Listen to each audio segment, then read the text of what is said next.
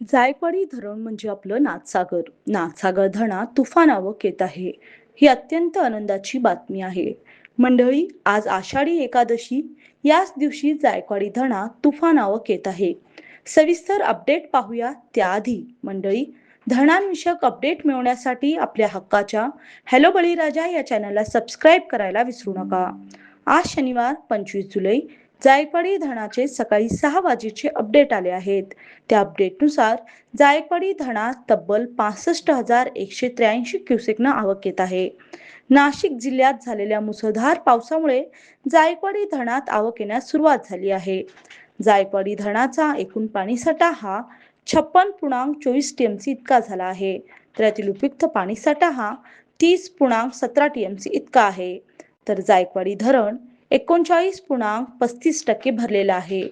मागील 24 तासात जायकवाडी धरण 6% वधारले आहे.